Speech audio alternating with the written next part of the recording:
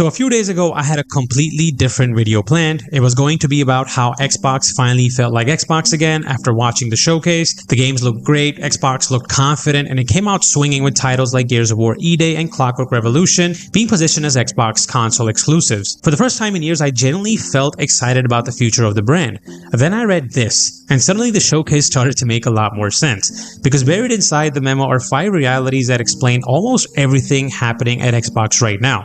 And they reveal far more than I expected. Now, this isn't going to be a detailed breakdown of every line in the memo, and I might miss some things. This is simply my perspective as an Xbox fan trying to make sense of where the brand goes from here. Now, the first reality is that Xbox seems to be thinking about competition very differently. According to the memo, over 1 billion players engage with Xbox games every year across consoles, PC, mobile, and streaming. But perhaps the most interesting part of the memo is this. Xbox says its competition is attention, and honestly, I think that's a fascinating shift because indirectly, what Xbox seems to be saying is that the battle is no longer just Xbox versus PlayStation. It's entertainment versus entertainment. Gaming isn't just competing with gaming anymore. It's competing with Netflix, YouTube, TikTok, creators, TV shows, and every other form of entertainment fighting for our time. When you think about it that way, Xbox's push into cloud gaming, Game Pass, mobile, and ecosystem expansion starts making a lot more sense. The goal no longer seems to be just selling consoles. It's about being wherever players are. Whether you agree with that strategy or not, it's hard to deny just how much gaming has changed over the last decade. The second reality is probably the most shocking. Xbox pretty much admitted that despite spending over $20 billion on content, platforms, and hardware over the last 5 years, they expect to finish this fiscal year at about 3% accountability margin, down year over year.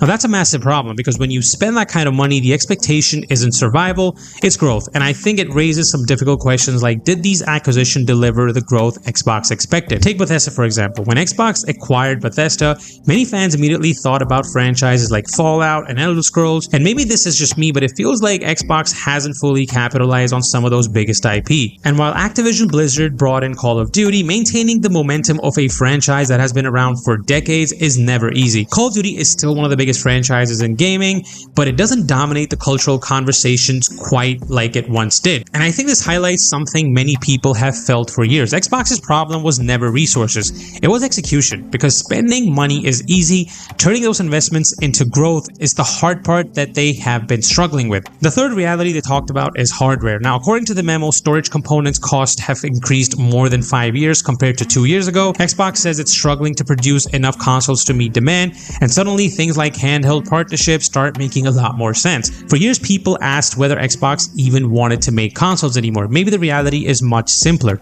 Making consoles has become incredibly expensive. To me, the goal doesn't seem to be getting an Xbox into every home. It seems to be getting Xbox onto every screen. But despite all the talk about ecosystems and cloud gaming, I think the memo makes one thing very clear.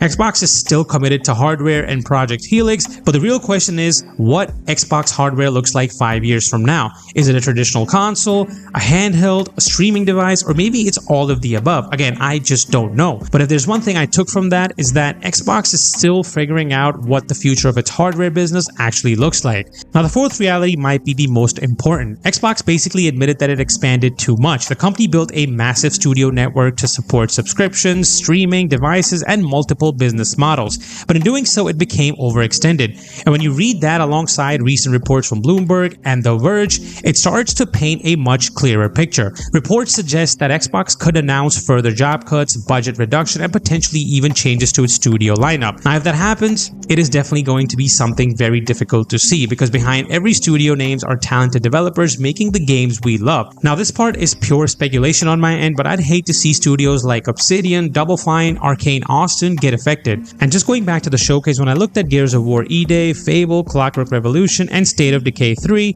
I saw games with potential. I saw Xbox leaning into the franchises and projects it believes can define the platform moving forward. But this reset also creates new questions.